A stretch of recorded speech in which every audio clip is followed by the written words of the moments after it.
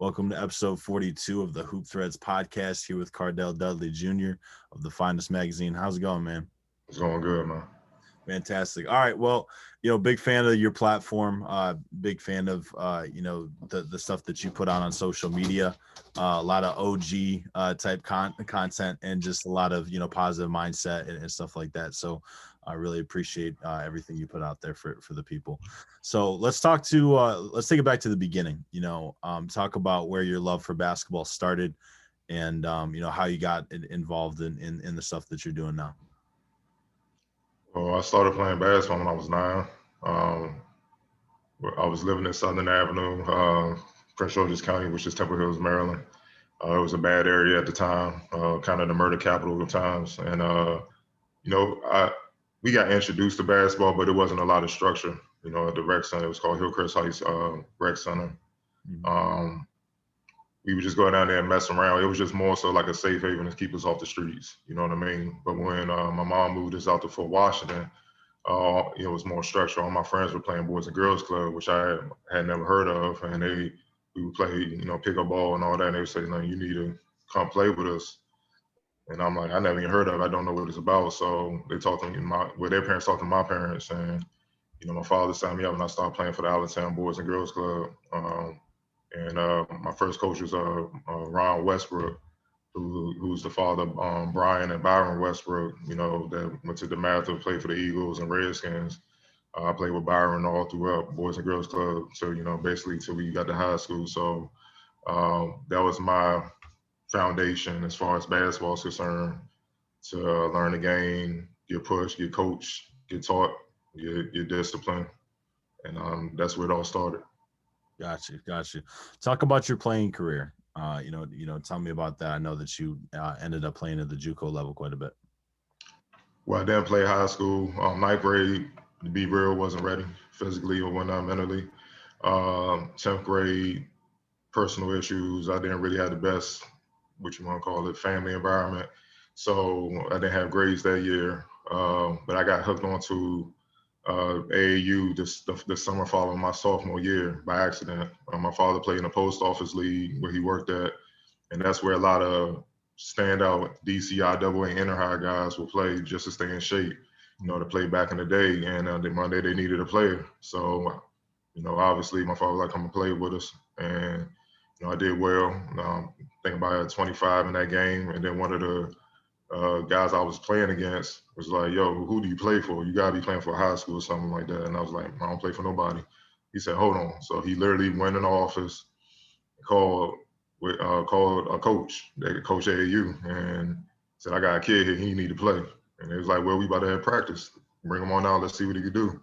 So he came out, told my father, like, you feel up to it? I was like, yeah, I'll go. Because it's not like now with AAU where everybody plays AAU. Yeah. When I was growing up, AAU was a very big deal. It doesn't matter if you was on a circuit. It was very little teams in the area. Like if you was on AAU, that means you legit had a shot at college. And that it meant something. So I'm like, heck yeah, I'll go. I mean, this might be my only chance, especially with me not playing high school. How else they gonna see me? So I went. Pressed him. The coach was David Dawson. He coached the ball handlers. His son is Darnell Dawson that played at Roosevelt, played at Kentucky Southern Miss. So, his father's my AAU coach, and that's where it all started. And, kind of developing under him on the AAU circuit, got interest from JUCO despite me not playing high school, had good grades, and they would see me do my thing. And that's when the interest goes. So I already knew off on top, and, I would have to go that route or go prep school, but I didn't want to do another year, kind of like high school, when I want to get started with college, so I can get on with my life. Where would you have gone to high school if you did? Like if you played high school ball? Well, I was at Friendly High School. Okay. So I would have played there. Gotcha. Okay. So then you ended up at Southern Maryland, right? No, I went to Allegheny first. Okay. Then, like I said, family issue, personal issue happened where I had to transfer. And back then, the rules changed where if you transfer within a conference, that pretty much eliminates you from Division I consideration, which hurt, but had to do what I had to do. So I transferred. Obviously, I had to sit out a year, make sure my credits and grades were on point so that when I did come back at Southern Maryland, I would be ready to go and I'll be on track to graduate and be eligible. get to the highest level, which was Division II, get a scholarship, which I ended up doing. I got one from Lincoln, and just took it from there. Gotcha. Okay. And things didn't really work out at Lincoln, you kind of moved on from there? No, because during the season, got into a brawl. Like I said, the temper thing, the fighting thing, which was on me. But that particular situation, I was just trying to look out for my teammate. And, it got out of hand. And we got into a brawl and got in a fight. So I had scholarship offers then. But after that brawl, nothing. Like, it was nothing. So I had a reputation as a head case. So a lot of coaches were scared. So that was one of the whatever you want to call it, contingency. Like, if I got a scholarship, no mess, no tolerance. And guy gave me an elbow and we got into it right then and there doing summer practice, and that was it. You know what I mean? So that was on me. I shouldn't have took the bait, but being young and immature, it happens.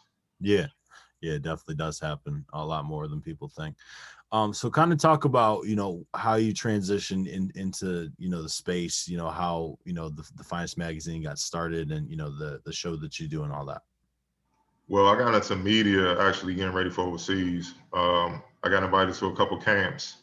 Shout out to my JUCO coach. He got me in a couple camps, and I pressed enough to earn a deal, a contract offer, like I said, with Coca-Cola in the PBA, the Philippines. Okay. So I was about to go that route. And working out, playing pickup, I got the best of somebody. He got mad. He dove into my knee, blew my entire knee out, tore everything but my ACL. And my ACL was sprained. So the doctors were basically saying that was it. We're going to try to get you back to functioning like a normal adult, but basketball, yeah, that's not going to be it. So yeah, that's tough. For the first time in my life, I had to really understand that playing is over. And so through a mutual friend who's a great coach, rest in peace, Vivian Jordan, she's a friend of the family. She was one of the top coaches in Kansas City. That's where my father's from. Mm-hmm. She was working past summer basketball camp, and Dime Magazine was down there doing a special on Candace Parker at the time. So she walked up to him and asked, do they have some internship? Because she knew I was, messed up because of the situation, depressed or whatnot, like anybody would be. They care that much about basketball. Yeah. And, they said they were. And so she connected us.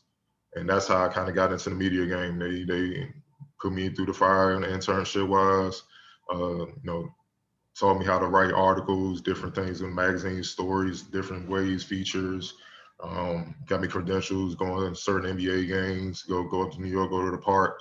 I knew a lot of people here that I came up playing against that were killing in the Goodman League, Kenner League and stuff. So that was kind of the period where the summer league scene got real hot, to 2008, 09, 2010, 2011 during the lockout year.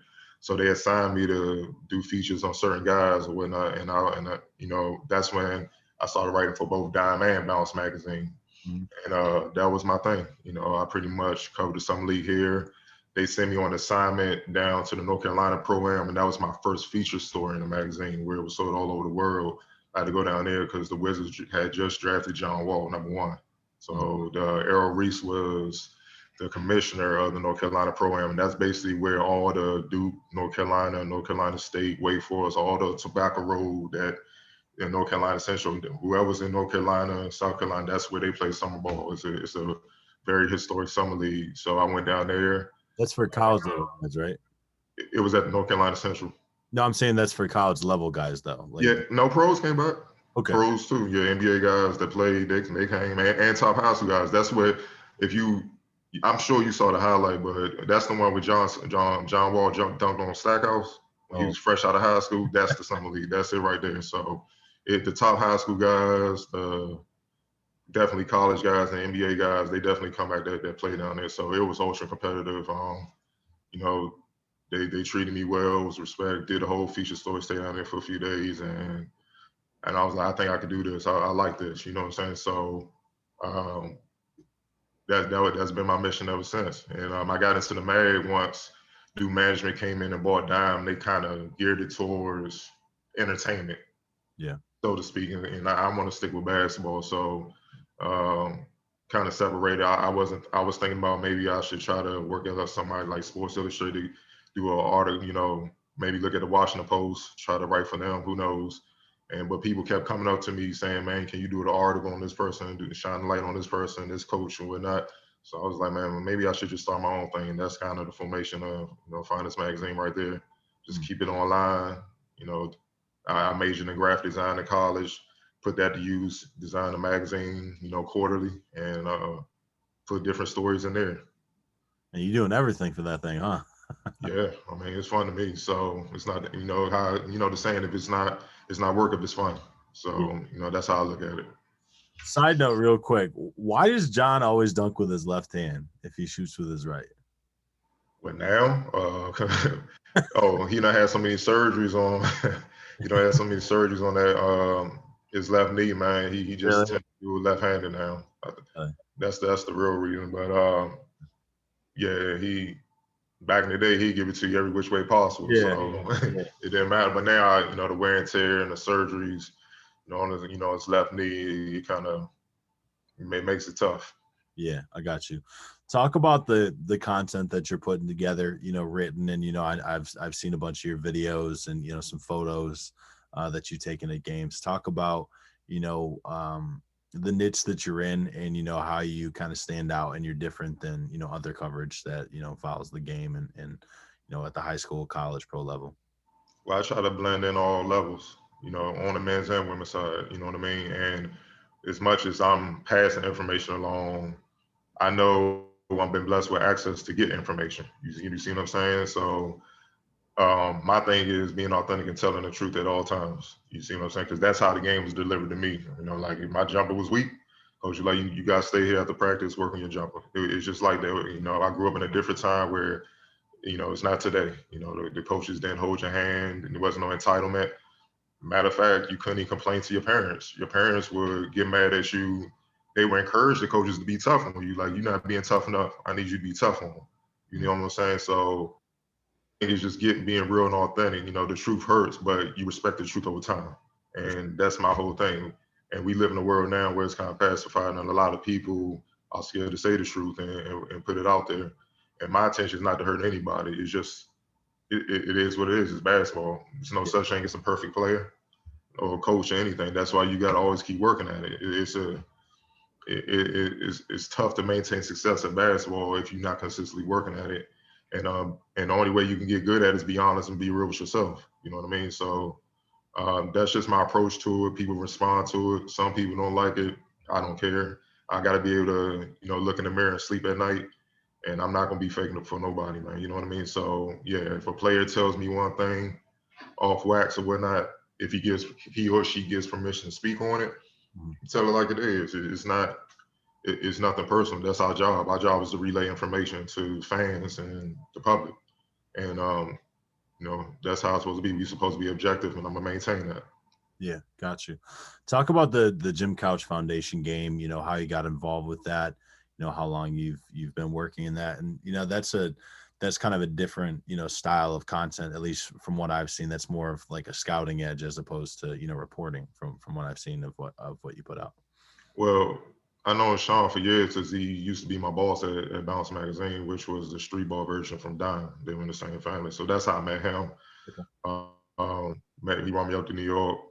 His family pretty much like the first family of New York basketball. His father, Jim Couch, trained Kareem Abdul-Jabbar when he was a kid coming up all the way to UCLA until he got to the league. So pretty much every top New York player, including his son, came up under his wing at some point. You know what I mean? That's just, he's in the Hall of Fame, New York Basketball Hall of Fame up there. Even Sean don't like to, he like to be modest. He like to just blend in, but he put in work at Columbia. He's one of the greatest players.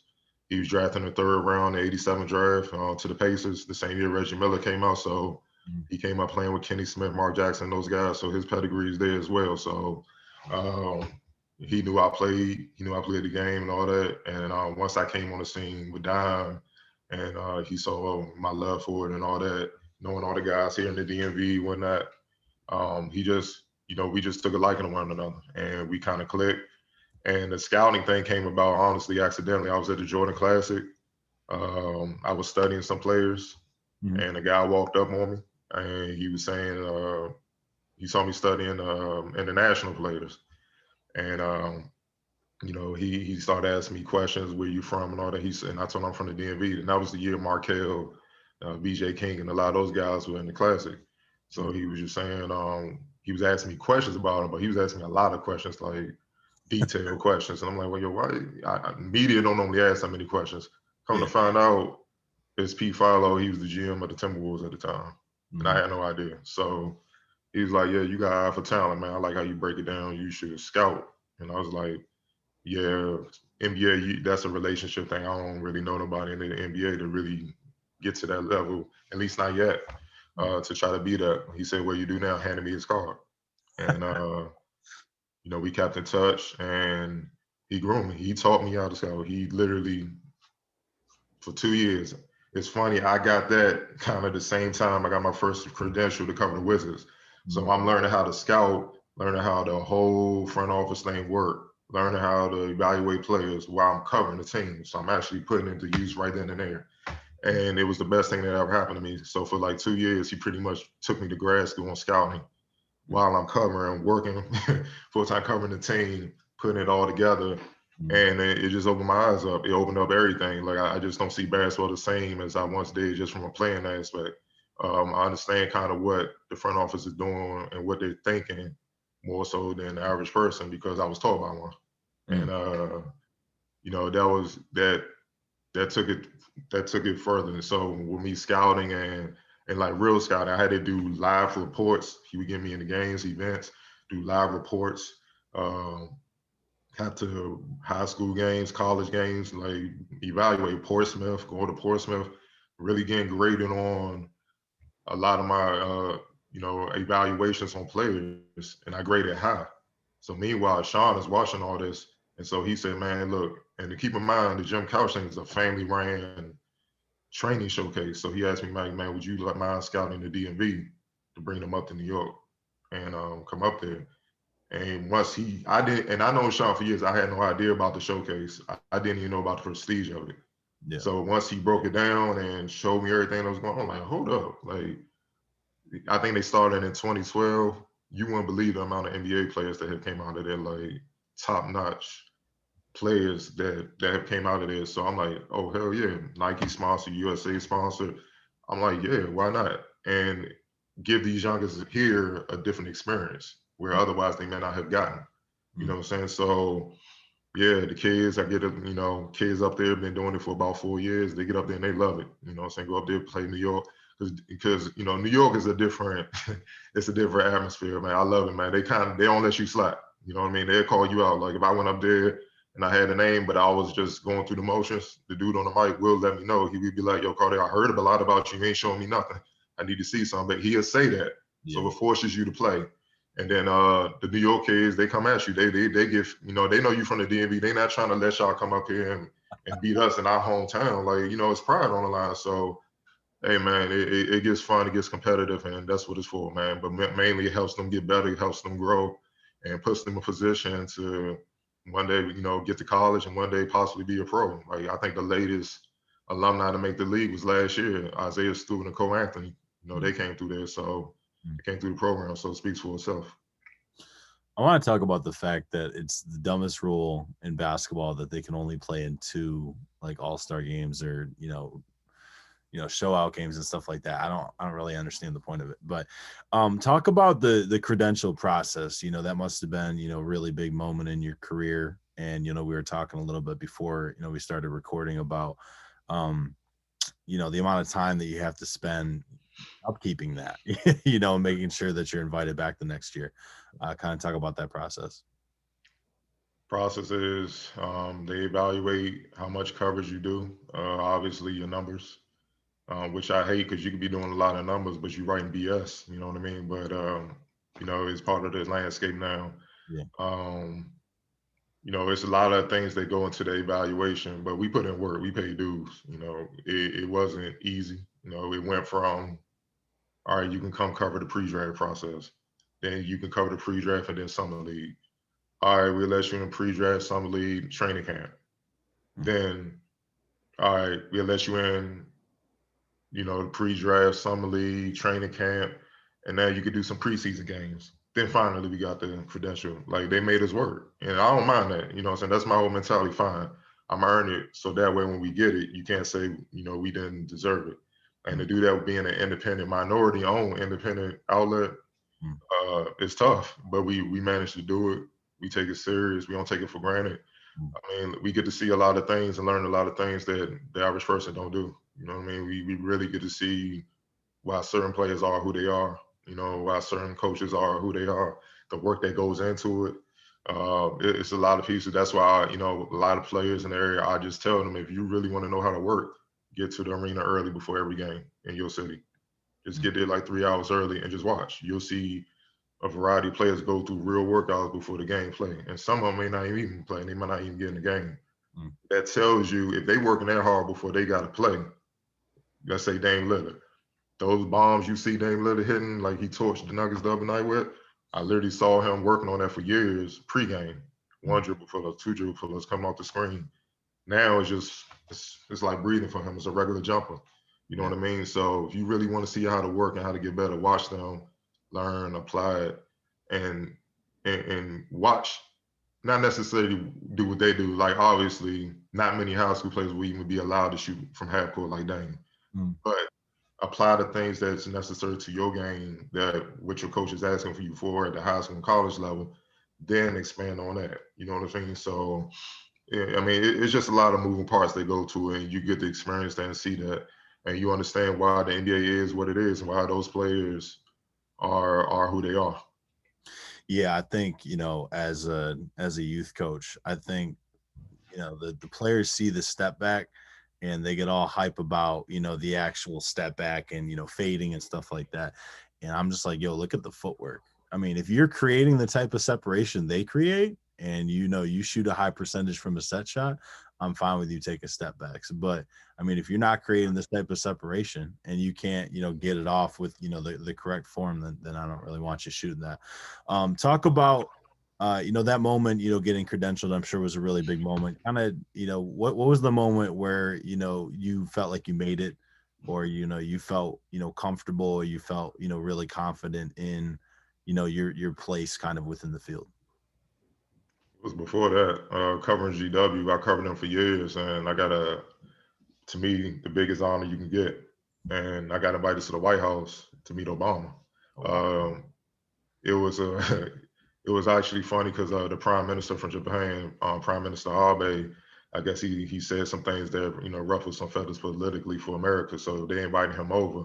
And at the time, Yuta Watanabe, who plays for the Toronto Raptors right now, he was I think a sophomore then. So he was like the only Japanese D1 basketball player at the time. Rui was on his way to Gonzaga. He wasn't there yet. So it was a big deal. So he came there, and at the time, Lonegan, a couple of coaches in Utah, you know, Prime Minister, you know, obviously they had him come there during the ceremony to meet the Prime Minister from Japan or whatnot. And GW selected a select amount of media to come who they felt, I guess, was putting in work. And I got the call. And I was like, I want to go, but this is kind of out my league, man. I'm like, look at this man. So I was thinking of every reason not to go. My wife stepped in. She's like, oh, no, you're going. Like, you cannot turn down not going to White House. I'm like, I'm trying to think of every reason, man. You know what? I'm not even feeling good. Like, this it's different when you know it's an opportunity. And I'm glad she did. She pushed me out the door, made me go. So I went, you know, I want to have security check, obviously. they thorough with that. But when we got there, man, it was the best experience. Like, I actually got to meet him. He cool as you would imagine, what you've seen on TV. He did a, you know, it was funny because he did a double glance when he shook my hand, because I know I don't look like the typical reporter. And he could tell, you know, basketball bill. So he said 20 and 10. And I picked it up. I was like, did he just say he bust? And I had to, and I was thinking about it, and I looked at him. He turned back around and just smiled. I was like, "Oh wow!" Like he really he really went there.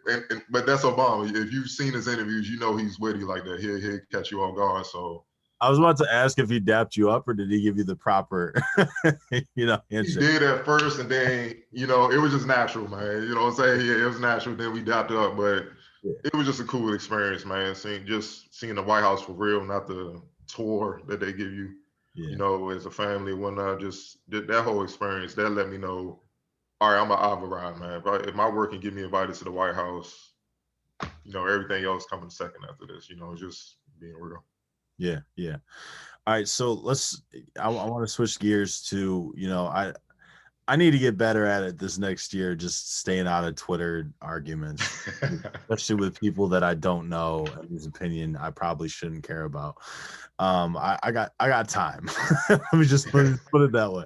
So there was one recently, Rob Doster, unfortunately, I feel like he felt like I was breathing down his neck. Jeff Goodman, and Charlton Young put together this panel to talk about. They brought on two people from a search firm. Did you see this at all? No, I haven't seen it. Okay, so he brought on two people from a search panel, and I think it was CY that brought up.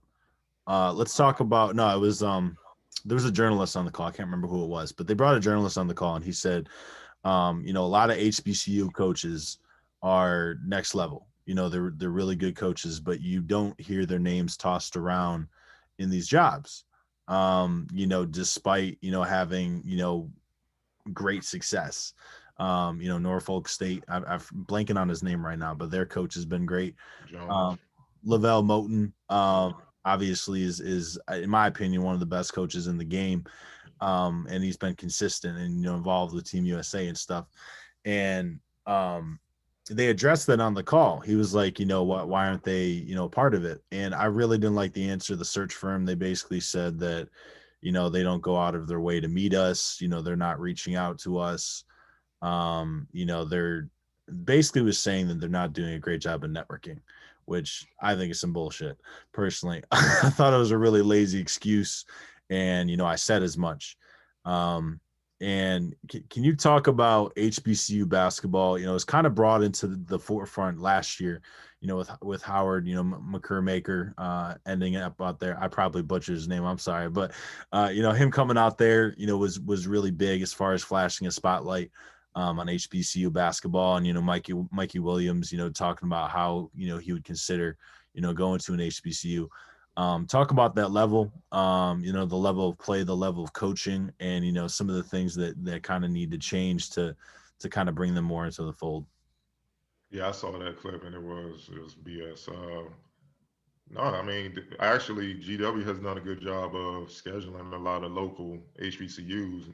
Even Bowie State in exhibition, they play Morgan State, they play University of Maryland Eastern, like they play a lot of HBCUs like early season, not in their non-conference schedule. So you get a chance to see them. And each game is always a guy on the team that come here and serve GW. You know what I mean? Even though they're deemed to be in the A10, which is they're deemed to be in a more competitive conference than the MEAC or whatever you have. But it's definitely talent there. It's just underrated talent, but they don't have the resources to develop their talent like a blue blood. You see what I'm saying? And that's the thing that's kind of frustrating because why not? You know what I mean? It's just why aren't the shoe companies investing more funds into those schools like they do other schools? You know what I mean? Why aren't they getting the same type of funds from like TV networks wherever they are locally? Facilities, all that. Yeah, Yeah. it all plays a part, man. You know what I'm saying? So like I saw the documentary Lavelle Moton did on ESPN, and they had to take a game to get the money just to renovate the locker. Whereas Blue Blood don't have that problem. Anything they need to get fixed, just write the check and keep it moving. Yes, sir. I get alumni and boosters is different, but we all know really what's the underlying thing, and it's the racial part of it. It's not even, they can make up all the things that they want. It's the racial divide that plays our society in general. That's really the main reason. Because think about it, these are Black coaches that put in work, like Lavelle Moton put in work as a player. He's respected. I mean, he had Chris Paul come down there and talk to the team. You see what I'm saying? So what if they had the resources, like I said, the blue bloods to even a playing field? And these talented 5-star players may not go to those schools anymore. They may go to somebody like them. Yes, and that's the fear. And if they do that, we all know what that leads to. So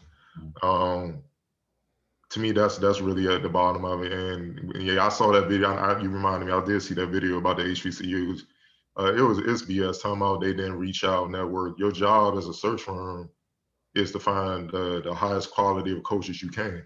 Yeah. And then I mean, no one else of any ethnicity or whatever have to find you, have to do the networking deal. The resume should speak for itself. They have success with limited resources, not getting the same caliber of players, the 4-star, 5 stars, and whatnot, and they're still winning games and getting to the tournament. In spite of that, what does that say?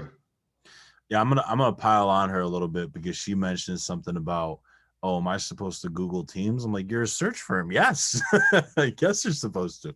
I really wanted to bring to the light, I forget what, I think it was last summer, Coach Christian at GW was mentioning how he wanted to put together a tournament, where black coaches, bring in and play against each other. I want to take it a step further, and I feel like some of these blue bloods, like UNC and Duke, I'd be like, we're not playing our game until you televise NCCU and Norfolk State or something like that. I really think that there should be, they got the Big Ten, ACC challenge and all that stuff. I mean, there's no reason why we can't have, something similar with HBCUs. And, people are talking like, it's just weird because the way that the public treats them and the way that the search firms kind of approach them, like it feels like they're a tier below mid majors and low majors. And, when in reality, they're at least at the mid major level.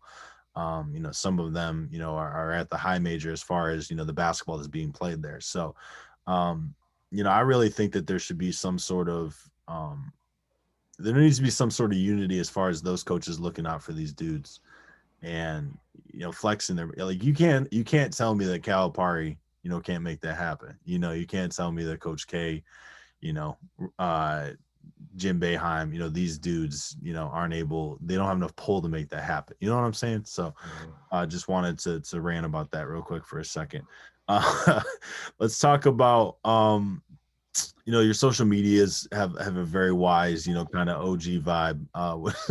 You probably have mixed feelings about me saying that, but, talk about, some of the things that you think kids need to hear more of, either from their peers or from, the people kind of whispering in their ear.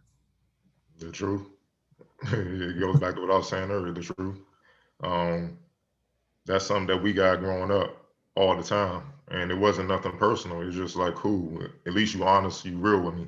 And that's what it really comes down to. You respect someone that's real with you, even though it may not be something you want to hear at the time. I like those type, I like those type of people, around me because they're gonna keep me on point. You know what I mean? Don't and honestly, man, I'm not with the fake stuff. That's just me. I'm not with the fake vibes and fake stuff. Man, look, man, a lot of people just insecure, man. Don't lie to me and say I can play a Duke. You know what I mean? But I wasn't even really starting on my AAU team or my high school team. Like Duke don't look at those players. Duke get the elite of the elite. You gotta be realistic, and that's why you see so many transfers because so many people lying. They lying saying you should be starting doing all this, and when you get to college, it's not like that. That adjustment is real. You at the bottom. You got to prove that you belong. You got to prove that you deserve to play and get minutes. And as a freshman, uh, the coach is looking at you like, show me a reason why I should even pay you any mind. They're focused on their upperclassmen who know what to do already. You see what I'm saying? That's just what that is. And I feel like it's a lot of people teaching these kids and guiding these kids who never experienced that. And they're not saying you gotta have played college basketball, been an NBA player and all that. That's insecurity to me. You can have knowledge of the game and be able to teach a player and not really have played the game. Like it's plenty of coaches that has done that, but at the same time, you got to be honest, and you have to, and to get that knowledge of the game, you got to be humble enough to learn it from other people who have given it, who have went through those trenches and can teach you. You see what I'm saying? So you know exactly what to teach these kids. That's why I feel like the transfer portal is outrageous, and now you see it on the girls' side. It used to just be on the fella side. It's all based off a bunch of lying and entitlement, and people paint a false narrative, a false picture of how things supposed to go, and then you setting these kids up the field because a lot of these kids not going to be pros. So what's going to happen when they get into the real world and have to get a job and they don't like what they hear? Now you got bills and stuff, so yeah, you can walk out the job, but what's going to happen with your bills? Now you're going to be homeless and you're in a bad situation. So My thing is you have to just be honest, man. We gotta get back to that. I don't know. I'm not sure when the shift happened where it got to a point where pleasing the youngest was the priority instead of guiding them and molding them to be adults that can stand on their own and be quality adults. I feel like it's the roles. I feel like the values have been just so switched up, and social media has a lot to play with I was that. about to say social media has Yeah, a it's really, to me, it's all from insecurity. Because think about it, if you're secure and you don't need validation, yeah why you wouldn't even run with the lies and you won't feel the need to lie. You yeah. know what I mean? You just move and do what you need to do. That's not the case, and social media is just putting a spotlight on a bunch of insecure people. So other insecure people feel the need to keep up. You know what I mean? So they embrace the lies and the BS, and until it really becomes reality that this not gonna work. And sometimes, and most of the time, it's too late when that happens. Let's talk about social media, because you've been around and covering basketball since it's gotten hot, I guess, so to speak. So this generation of athlete is more conscious of their platform. They're more, savvy with how they use social media. They understand when people are using them for clout or for views or for clicks or for anything. And I feel like they're more apt to be able to handle the distractions that come off the court. Why is that? What goes into that? And, what do you think that parents and coaches need to do more with them off the court to make sure that they're kind of staying on, the right path? Staying on the right path as far as social media was, or just in general. Both. Uh, I'm not against it. Things change. Time changed. Like when I went to college, Facebook just emerged, Yeah. and I and at that time, only college kids can get on. Only us in college can get on. You know what I'm saying? Then they eventually let everybody get in. So it changes. You know what I mean? Just be responsible on it. Watch what you post on it, because it definitely can hurt you with recruiting. Especially now with the transfer portal, there's less room for error now than ever before. Like, a coach can be interested in you. You have no idea. And he get on there and see you posting some nonsense. You X'd off the list and you didn't even know you was even on the list. Yeah. So you got to be careful with that. Obviously with the NCAA ruling where, endorsing deals, saying that coming into play, social media is going to be needed more than ever, because for you to endorse a product and get some money out of it, you're going to need that. I just think just being responsible, man. Don't be putting reckless stuff on there. It's just like anything else. Just be responsible and be careful what you put on there and what you promote. You see what I'm saying? And it starts at home, like you said. It starts with the parents. They should be checking too. Like, man, what you got? Obviously they're young adults. They're in college. You don't want to press them too much, but still be like, do you think it's wise to, post you at this party with the red cup? You know what I'm saying? Yeah, I mean, do you think that's wise? You see what I'm saying? Just put that out there, Yeah. and then they got a decision to make. You see what I'm saying? So I think just like I said, just sitting them down, really talking to them as young adults, and just telling them the pros and cons of whatever they're doing will help them navigate all that social media and decision making better. Mm-hmm. Okay. Like two more questions, then we're gonna get some quick hitters in, and then we'll get out of here. Let's talk about Kevin Durant's quote the other night. It really hit home with me. He said, "We're not circus animals." Like all this stuff that's going down. Russell Westbrook has said it several times. If you saw me in public, you would not be talking, all the talk that you have, because there's no security guards between me and you in public.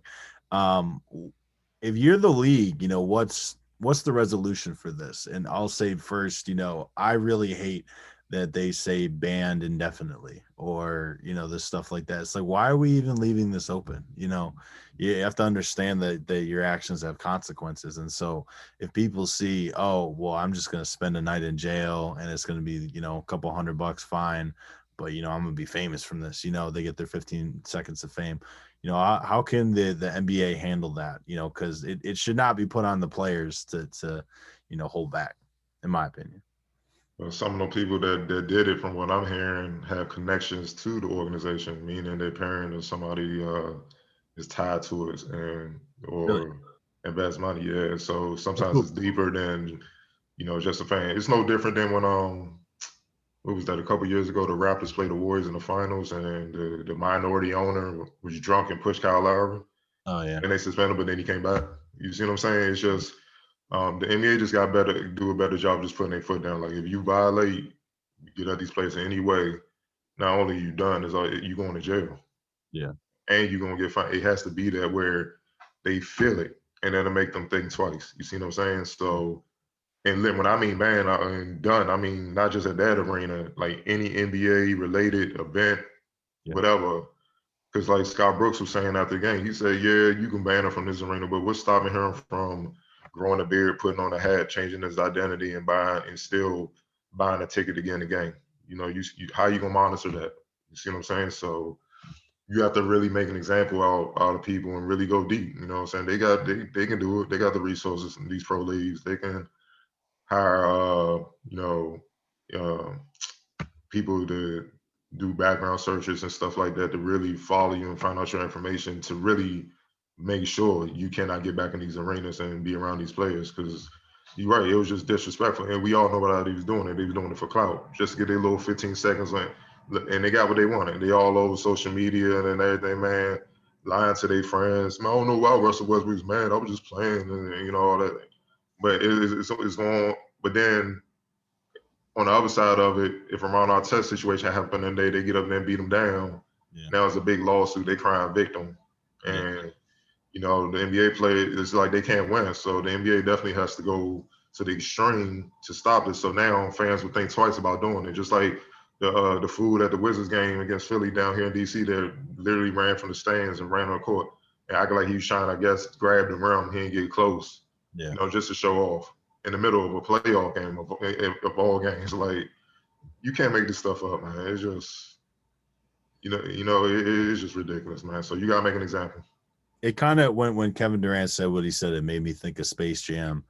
And you know, when the bad guy was talking about Moron Mountain, and it just showed like Michael Jordan in chains kind of playing basketball in front of people, and that's kind of what it felt like, and that it's not a good feeling for me.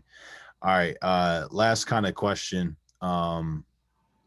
is so this one's a little close to home. So, you know, I was on staff with the math under Coach Jones the last 3 years. He gave me my start in this profession. With Virginia Tech hiring him, do you see this being a trend going forward of, you know, these very successful high school coaches that, you know, have deep connections in the area and are great teachers of the game, being hired by college coaches? I think it should have been happening a while ago.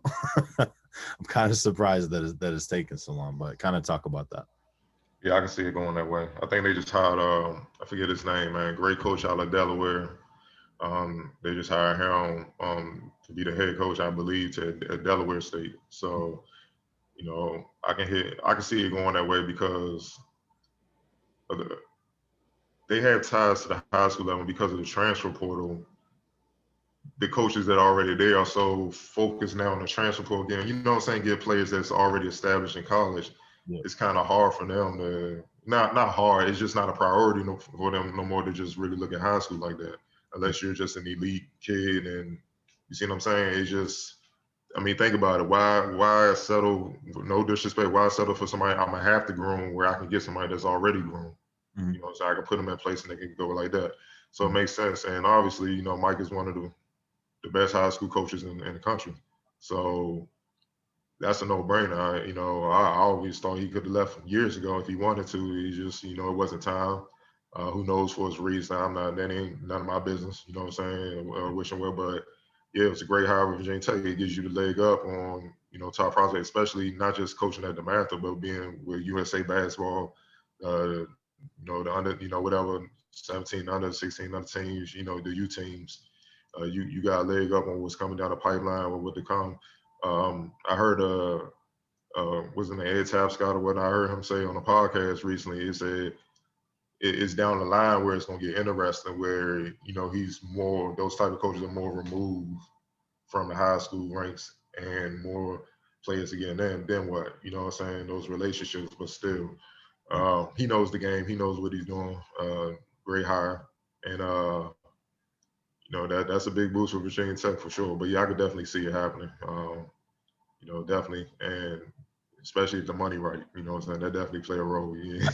You ain't leaving these positions for sometimes, man. You know what I'm saying? Yeah. I don't think money is ever going to be a problem for him. I don't think it was to begin with, but yeah, I think it's interesting. I think it's a lot more effective, when he's as established as he was.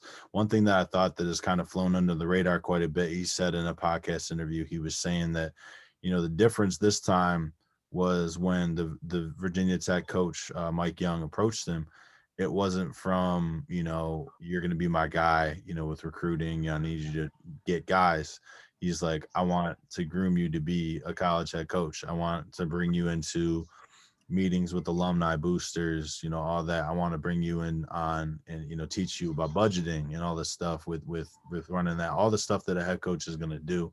And he said like that was the biggest, factor that kind of flipped him and made him start to think about this. Because people are talking about, this has been has been in plans for months. And this is a big long planned thing. If Kentucky hadn't hired away Illinois' top assistants, and then Chester Frazier wasn't hired away from Virginia Tech, this never would have happened, at least in the way that it did. So let me get you some quick hitters real quick, and then we'll get out of here. So invite 3 basketball minds to a dinner to chop it up with. Current, alive, passed away. Any, it don't matter. doesn't matter. Bill Russell. That's tough. My man, Hubie Brown, the best commentator in the game. You said basketball minds. Dang, that's tough. It could be a player too. Player. If you want to hear a player, coach, GM. If he was here, Red Auerbach, I would love to sit down with Red Auerbach, Hubie Brown, and Bill Russell, because I know they want to shoot it straight, and they know what the hell they talking about. They done seen it. They literally done seen it all. So yeah, and they all were around for a while too. Let's kind of narrow that a bit more. So if you could pick one basketball player, executive, or coach's brain, who would it be, and what would you ask them about, specifically? Would it be, Bill Russell and rebounding? Would it be, Auerbach and, transactions or, evaluating? What would that be? Pick up basketball. Ooh. I'll probably sit down with Jerry West. Because he's been successful at all levels as a player, front office, scouting. What I'm doing now, like he can give me game on everything. So I'll come out a lot sharper than most. Gotcha. Yeah, I like that answer. All right, I'm not going to make this one complicated at all by adding any qualifiers. MJ or LeBron? Come on, man. Come on, man. There's a reason why they keep comparing everybody to him. Come on, come on now. Hey, man, it's good to hear. It's good to hear. I'm in that same camp too. What book is a must read for every basketball coach? Oh, basketball coach. Ooh. I think I might have it right here. Actually, let me see. I'll promote it. There you go. Interesting. Okay. I'll have to snag that. Let me tell you a story by Red Auerbach, and that was John Feinstein. Yep.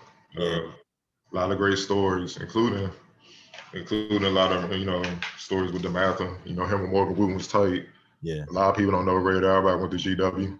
You know what I'm saying? Actually, his coach is the one that put him on the Bill Russell. So, he was a basketball genius. He was way before his time. It's a reason why the Celtics won all those championships. Yeah.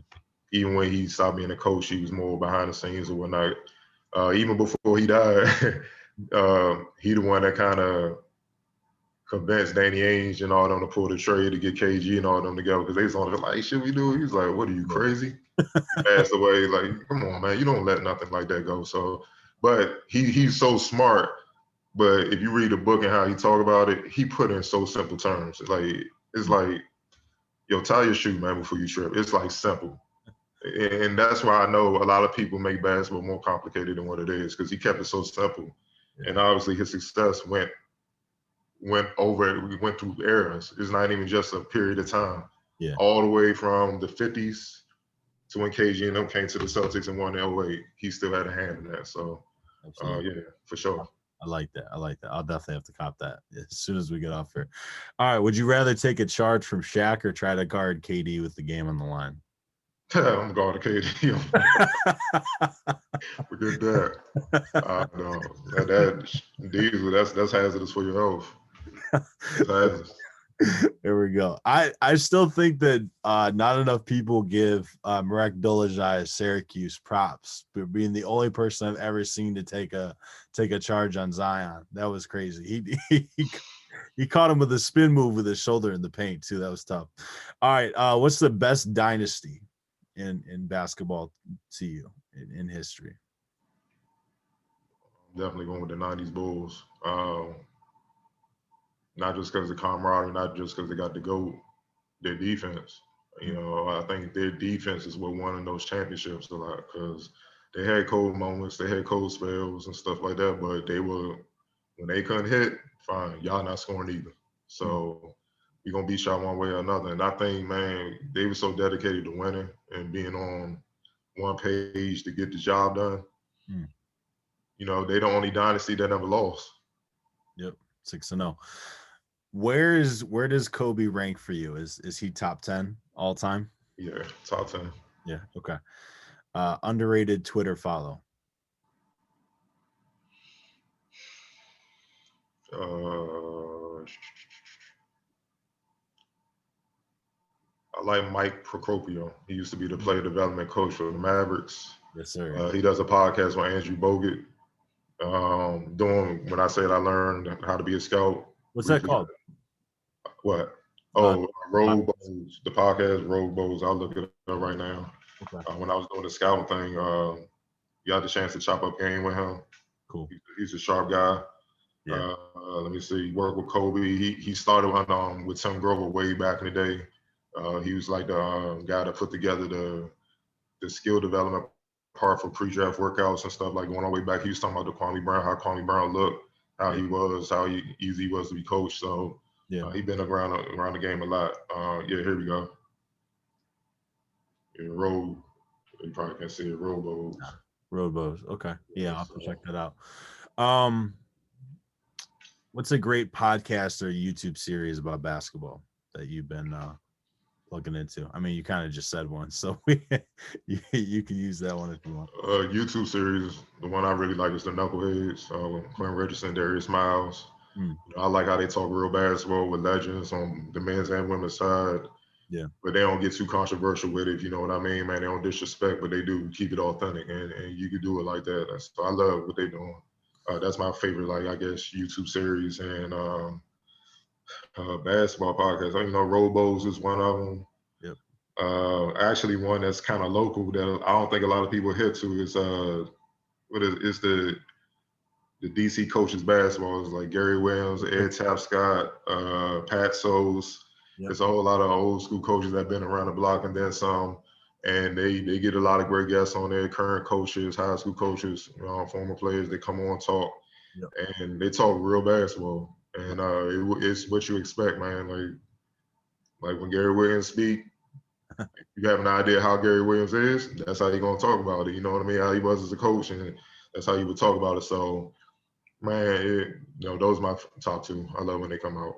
Listen, man, as a UNC fan, I'm still upset that Maryland left the ACC because it didn't matter how bad of a year they were having. They would always find a way to beat Duke, and it was amazing. Yeah. That's why I love them too. So this moment kind of happened for me. I worked Jay Billis's Skills Academy in their coaching development program, and it was literal like a whiteboard moment. Kind of, he was drawing something up with blanking on his name. He's an assistant coach at UNC now. He played there back in the day. White dude, lefty. He's a shooter. Assistant coach at North Carolina Chapel Hill. Yeah, he used to be the coach at East Carolina a couple of years ago. I'll come up with it later. Anyways, what was the first time that you were in a room when you realized that you don't know anything about basketball? or that, you know, what your knowledge is capped and lower than the room that you're in? Um, well, high school, uh, Dawson got me in a 5-star camp. Mm. You know, I've been to camps locally, but you know, and I didn't even like this. What I'm saying, I don't even come from a basketball fan. So when he said 5-star, it sounded like basketball on phonics, if that makes sense. I'm like, yo, you trying to disrespect me, man? Like, dude, just stop playing with me. Like, I'm not going to.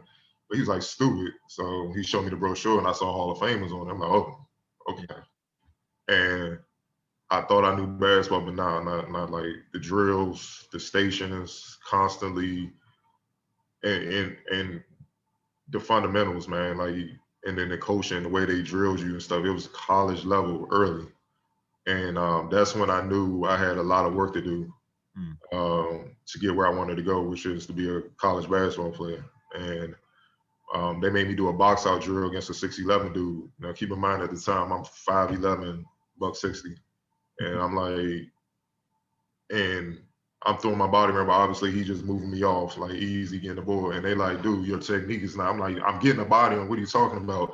And coach, I forgot the coach name. He's like, look, this is how you do it. And he was an older guy at the time. And so the 6'11" dude tried, he couldn't get around him. He said, this is all you gotta do. Just box him in, use your arms, stay low. And that's where I learned, that's why I teach guys your base, low man wins. Yeah. And I learned right then and there, even though I was much smaller than him, skinnier than him, he was twice my size. Once I saw that, I was like, all right. So basically my advantage took his advantage away because I'm young. I mean, I'm smaller than him. I got on his legs. He couldn't get around me no more when I got the basketball. And it's little details like that that if you're not taught that or play the game long enough to get that, you don't even understand. So if you're just a normal fan looking at TV, you just like, why didn't he get the rebound? It doesn't make sense. His technique was off. You see what I'm saying? So stuff like that. 5-star was the rude awakening. And then in the games, it was my first time against national competition, and that's where I always talk about Raymond Felton before he blew up. You know, he kicked my butt, he kicked my ass. You know what I mean? And I needed that because going into that, my father was like, you need to get stronger, you need to do push-ups, you need to start. And I'm like, man, AI don't lift. You know what I'm saying? Young boy stuff, man. Yeah, I'm good. You know what I'm saying? And then not knowing, I ran up against somebody who was better than me every way, skill-wise, understanding the game, physically bigger, stronger. He was an all-state football player. Yep. So I couldn't even match his strength, athletic, everything. You see what I'm saying? So that butt kicking taught me like, oh man. And this was for the youngest that may see this. It's not like today where you can get on YouTube and see who the player is. This was a time where you might hear about him, but you have no clue how he play until you meet him, because it wasn't social media, it wasn't nothing. So you either read it in the magazine or you just didn't know. Yeah. So I was kind of the first one that got hip to, yo, this dude Raymond Felton, nice. Yeah. And I always say when I came back and they was like, who was good then? I'm like, yo, it was the dude Raymond Felton, South Carolina. And my boys in my neighborhood clown me like, how you get killed by a country boy? I'm like, nah, he nice. Like, I'm trying to tell you, he nice. Nah, man, you ain't only supposed won to a get national championship, so you're all right. Yeah, but then he gave the Mather numbers and beat the Mather later that year, that next high school year. Then they was like, all right, my bad. Okay. Like, yeah. Got you. What coaches do you study? Man, coaches. I like Jenkins at Memphis. Lavelle Moulton is one. Sounds like you love the Mystics coach too. Tabalt, yeah, great. He a basketball genius. A lot of people don't know his history. He drafted Jordan. He was with the Bulls. He was with the Lakers early. They won the championship when Magic first got there. He was an assistant with George Karl with the Milwaukee Bucks when they was Ray Allen, Big Dog, Tim Thomas, Sam Cassell. Okay.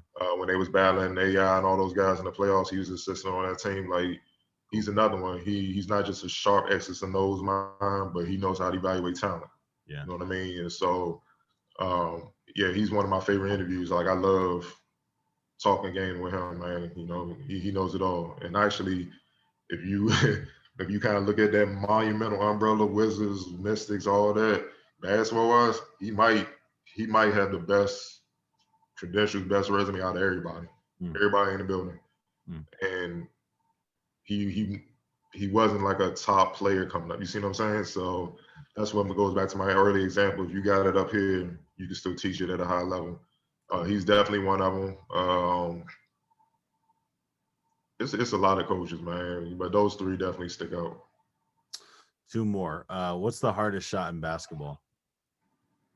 Shit depends on the player. I mean, look, a half court three for Steph is not so difficult, you know what I'm saying? But it will be for a lot of guards, you know what I'm saying? Like, I hate short corner layup attempts in the fast break. I hate that. I hate that shot. It's the such a worst shot to me,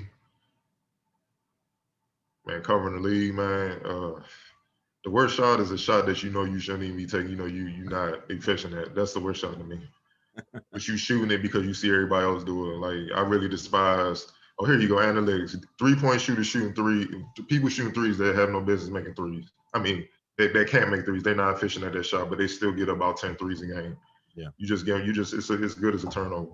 So that's the shot I hate.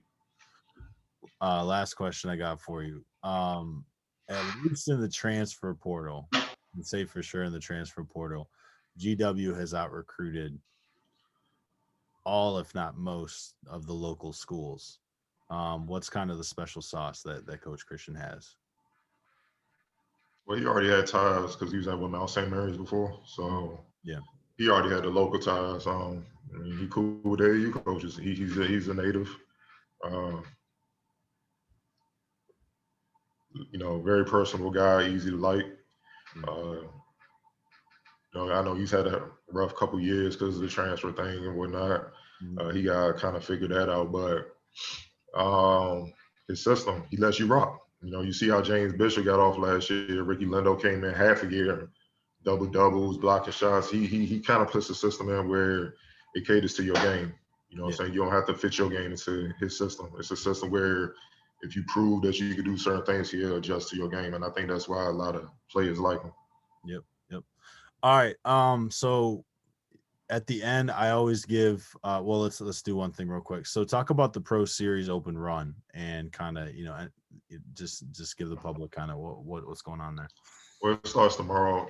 I just wanted to create an open run where guys in college, select high school guys that's ready that can play kind of at a grown man level, and pros, they can come back and have a place to play in between the seasons before they go to summer league or AAU, go back to school, start training, or they get ready to gear up to go back overseas. They got a place where in between seasons they can go and test what they've been working on since the last season ended. You know what I mean? Mm-hmm.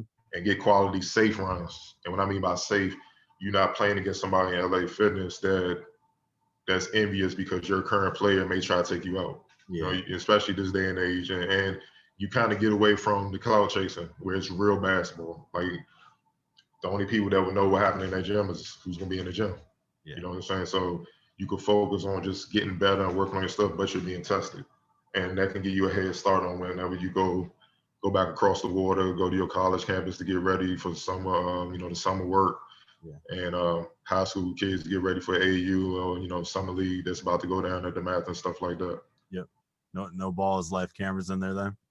Nah, I mean, a couple kids got somebody following them. I let them in, but no. Yeah. It's strictly for coaches. And like I said, my whole mission is to get kids signed. And that's why I started the magazine in the first place. So cool. As long as kids getting opportunities, I'm going to keep doing it. Fantastic. All right. So at the end of every show, I always give the guests an opportunity to hit me with one question. So what you got for me? How was it like coaching under Mike Jones? It was, I got to do a lot of different things. I got to do, my main role was doing video. So doing video production, also coaching the freshman team, working summer league, doing a bit of evaluating at middle school events and AAU events and stuff like that.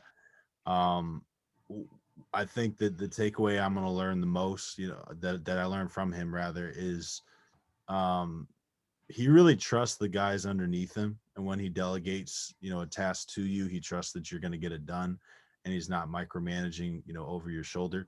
And he runs DeMatha like a college program. I mean, as far as this is your role and this is your role and you want to get better at this, so I'm gonna pair you with this assistant coach that really has that down.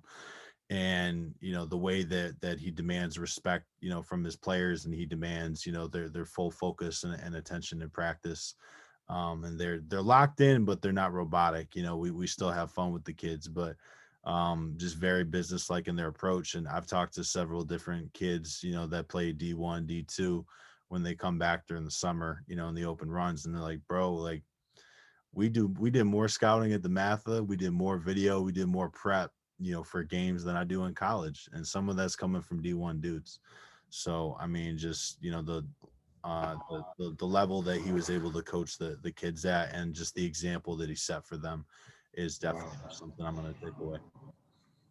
Yeah, we had him on the show, and we I forgot who it was. That kind of came up, and he said, yeah, he gets a lot of compliments from a lot of coaches. He said like Juwan about Hunter, uh, Larinaga. At the time where Earl was there, he was like they advanced, like they ready to play college basketball, Yeah. and that's a testament to him. Like he's always been the guy that I respected from afar. Because think about it, man, following Morgan Wooten, that's tough. I mean, a lot of people would have broke. That ain't that. you know, you're literally following a goat. You know what I'm saying? And you make it. And I like the fact that he was successful and did it his way. You know what I mean? He didn't just try to follow the path that Morgan did. He kept the standard of the Mather, the standard of the Mather, and he added a twist to it. And he's always embraced me, man. He shows love and respect to me. So there's always respect for Mike Jones. Yeah, and I really like too. I think his confidence. He's a very confident dude in pretty much everything he does. But I mean, that definitely trickles down to his assistant coaches and also to the players. Especially the freshmen. Always pulling them aside and kind of talking about how he believes in them. So definitely wish him well. All right, man. That's all I got for you. Tell the people where they can find you on social media, and any other stuff, any pieces you have coming out, any other events or anything like that to plug. You can find us magazine at findusmag.com. You can also catch me every Tuesday on the Focus at 8 p.m. We broadcast it live on IG and Facebook, but it airs weekly on DCTV every Friday at 10 p.m. and every Saturday at 4 p.m. It's a weekly show, sports show that kind of covers all sports. Obviously my main thing is basketball, but I touch on other sports as well for the show. And definitely we Mystic season, Wizards season, where the Wizards just ended, but when they come back, we do post-game show for our coverage room, Wizards and Mystics Outlook, where we just kind of recap and break down what we just saw in the game, what's going on with the team. You can always find it there. Definitely just stay locked in with that. You know what I'm saying? And I have another show I do kind of individually called All Around. Where I kind of it's a mix of in-game interviews with players and coaches or whatnot, or I'm breaking down what I'm seeing at different events that I go to, like say like last year the St. James I-95 coalition did event. I was doing live post-game recaps of players that stood out, stuff like that. Or when the 18 tournaments up at Barclays, I'll drop a show from there and I'll talk about what's going on with the conference tournaments or whatnot. So yeah, we working, man. You know what I'm saying? Obviously, scouting for Jim Couch, I'm all over the place, kind of year round. Now that thing's about to open, about to be back on the grind. So, yeah, but if you want to know what I'm up to, definitely follow Finders Magazine. Cool. Appreciate the time, brother. Take care and keep giving us that great coverage. All right, man. Appreciate it.